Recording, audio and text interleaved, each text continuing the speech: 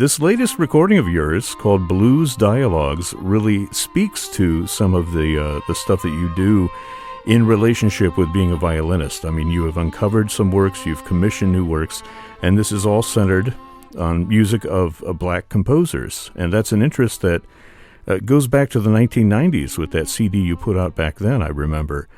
Concertos, violin concertos. Tell us a little bit about your history with this. Yeah, so in 97 I made a record, Violin Concertos by Black composers of the 18th and 19th centuries. It was Afro-European and Afro-Caribbean composers from the time of Mozart and Brahms, and after that record was released, I started getting numerous requests from students and parents and teachers asking me where they could find this music for their kids, and unfortunately most of it is not accessible or available. A lot of it is out of print, or it's in manuscript only and was never published. So I had started a foundation, my RBP Foundation, for the purpose of young artist support with instrument loans and and financial assistance.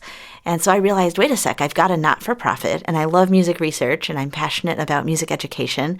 So why don't I start this Music by Black Composers project? And so it's been 15 years of work. We've collected more than 900 pieces by more than 350 men and women from all around the world, Africa, Europe, Latin America, North America, the Caribbean, even a few from Asia and Oceania, and all classical music, Wow.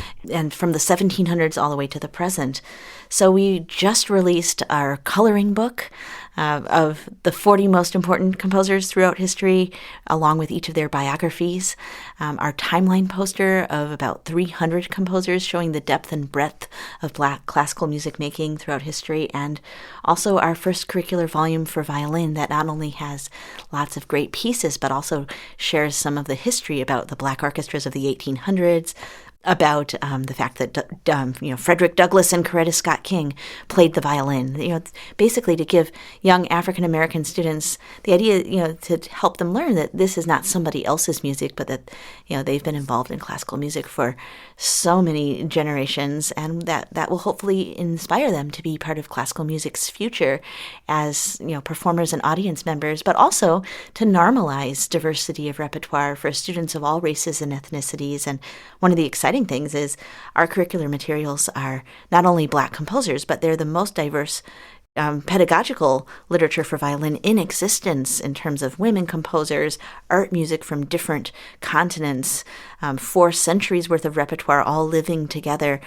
So many things, values that, young people care about, and that, they'll grow up to expect and demand that the concert music that they are participating in is, not just the narrow slice that we so often get these days. So yeah, in the course of collecting all this repertoire, I've certainly found lots of pieces that I've added to my own rotating repertoire and performed numerous times. And as a native Chicagoan, growing up loving the blues alongside classical, that's how I got this idea to have an album specifically focusing on classical music inspired by the blues. Now, you talk about more than 900 works that have been uncovered. These are not all published works, are they? You're finding manuscripts? Exactly, and a lot of things that are out of print. So one of our big projects, we have a musicbyblackcomposers.org website, and we have a living composers directory, more than 170 composers. You can search or sort by gender, by geographic region, by year of birth. We have reading lists. We have information about composers and recordings and different things like that. But we're also working on a database for professional performers, for my colleagues. We have solo repertoire, chamber music, orchestral repertoire, etc., so that people can figure out, what exists and where can I get it. And certainly some of the things you might get them, but they're not usable. A great case is the suite on my album by Noel da Costa. He was a Nigerian-born composer with parents of Jamaican descent, and he spent a large part of his career in the U.S., and so he's alternately claimed as an African and African-American and a Caribbean composer. Take your pick. But his piece, this 5-movement suite for unaccompanied violin, existed only in manuscript, and the handwriting was just a little too scribbly and the music a little too complex for me to be able to play it from the manuscript. But I could tell that it seemed really, really cool. So finally, I eventually got it all into the computer and was able to start practicing it, and it turned out to be even better than I had predicted.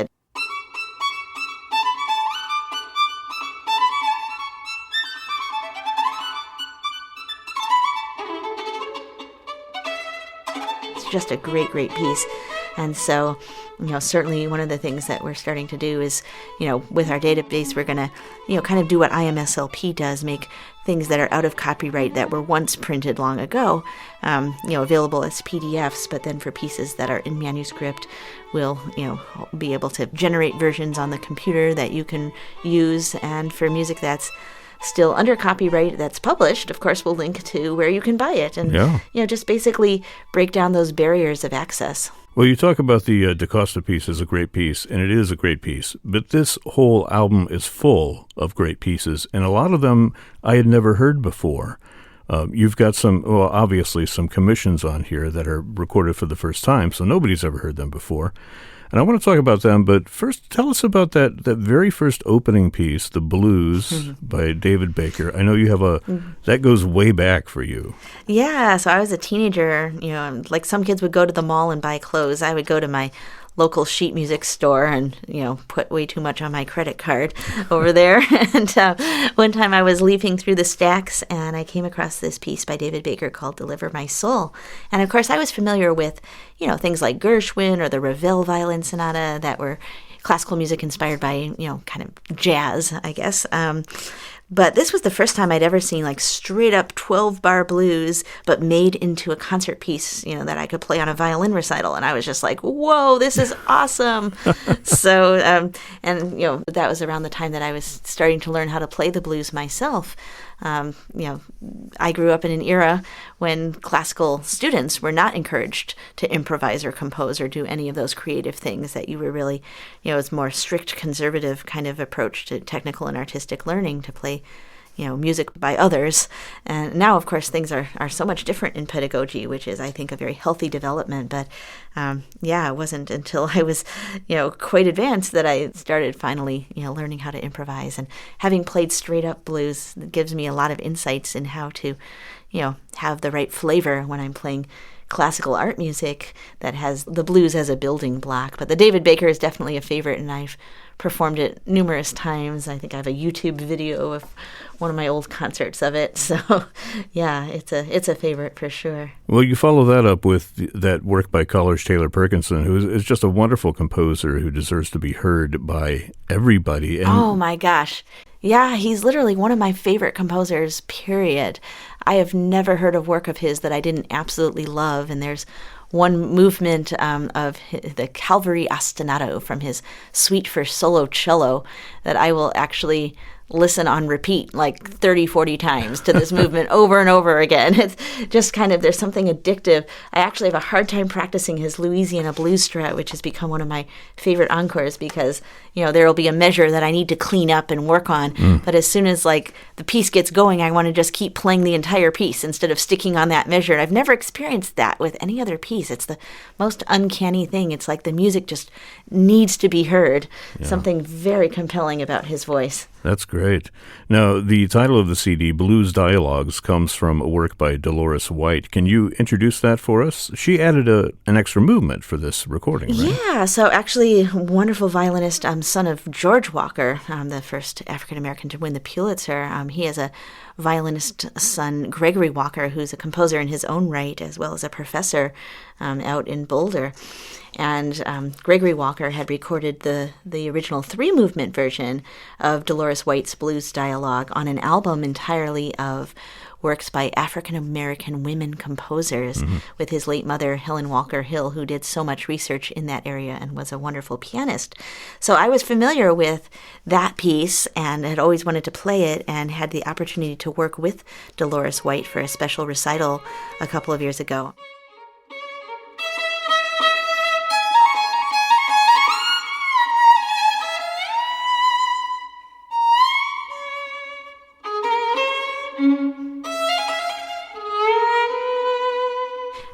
Of course, out of all of the pieces that she had composed, I was really stuck on this one as the one I wanted to do first. And then it turned out that she had revised the first couple of movements and added a fourth. So it was an even longer and cooler piece than it was originally. And what I think is fascinating is just the variety of approaches of the different composers to blending the blues and classical. There's definitely as many different voices as there are composers, not not a whole lot of uniformity, which is awesome. Yeah.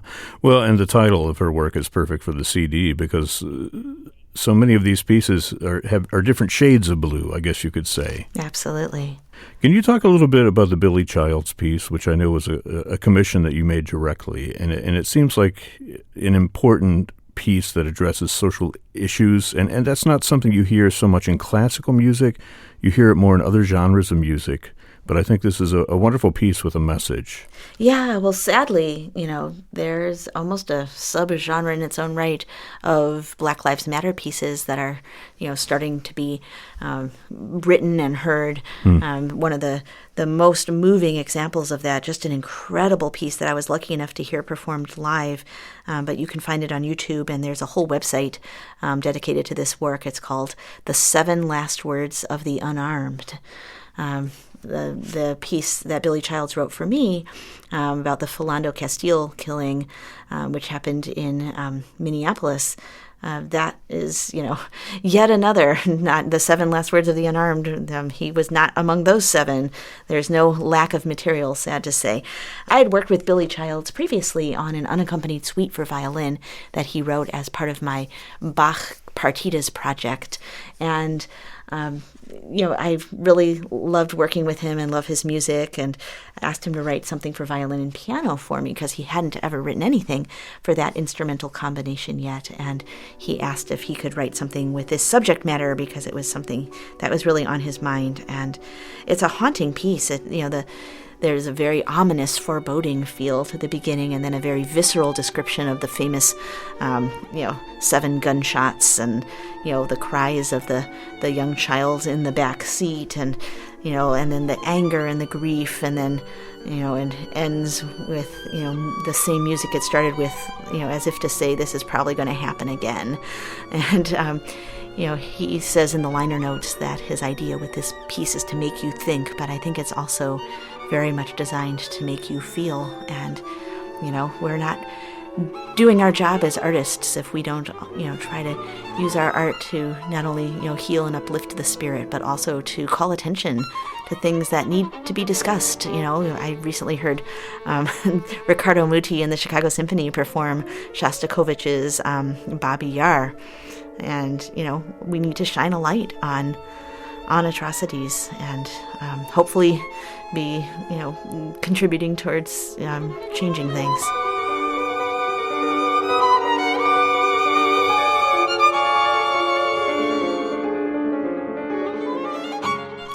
I'm curious how many of these composers actually play the violin. I know Daniel Bernard Romain, of course, is a well-known violinist, but the violin, you usually think of the blues in conjunction with the guitar. What role does the violin play in that genre? Actually, if you go back into history, and I'm a research geek, I've done a lot of this, the European violin, the fiddle, is by far the most frequently mentioned instrument in the slave narratives, and that's not a coincidence. There are, so many of these bowed-stringed instruments from West African countries, and then when people were brought over in the Middle Passage, the plantation owners would give their workers the European violin to play the Celtic jigs and things that they wanted to listen to. But then, the Africans would play their own music on this instrument that was similar to what they used to play. And so eventually, this sort of African American fiddle music joined together with the Celtic fiddling became what we think of as American fiddling, the Appalachian style, and so forth. And of course, the violin was therefore one of the original instruments of the blues, the old string bands with the banjo and the fiddle. Wow. Before the guitar even joined in, and long before the electric guitar. And so actually there are some wonderful compilations of historic field recordings, of music from, more than 100 years ago, of these old guys playing, the violin blues. And it's really fascinating. Now, of course, with everything being plugged in and, the instrumentation kind of changing, the blues is thought of as an exotic instrument within the genre, but when you go back in history, it actually was one of the originators. So that's really fun. And actually, speaking of violinists, I want to highlight Clarence Cameron White. This is the earliest written piece on the album, and it's really fascinating to think about his life because his compositions were performed and recorded by guys like Chrysler and Heifetz. Oh, really? The particular track on this album that I recorded was previously recorded by Jascha Heifetz. But yet Clarence Cameron White himself, despite being a virtuoso violinist by all accounts, he couldn't get hired to play normal concerts. He played for the Black community and taught within the Black community. Of course, there were many African American classical music societies back then, as well as all Black orchestras going back to the 1800s. And he never recorded anything himself. Never recorded his own music, which clearly was a case of discrimination, and I just wish I could have heard him play his pieces, but we do at least have a snapshot of his artistry through his compositions, and they're absolutely wonderful. And this particular piece is kind of a sandwich structure. It has original music at the beginning and end, and then in the middle is the old spiritual Go Down Moses, with the Let My People Go refrain. And I actually got to perform this a few times with William Warfield, which was an absolute honor and thrill. Yeah, in Chicago, because he lived there during last years of his life. Yeah, wonderful. Well, this CD is so rich, full of such history as well as new works that are very important for people to listen to. More information, I imagine they can go to the musicbyblackcomposers.org website. Absolutely. Yeah, find out more about it. It's called Blues Dialogues. Rachel Barton Pine, the violinist, along with pianist Matthew Hagel. Rachel, thanks so much for checking in with us here on FM 91. Oh, thank you.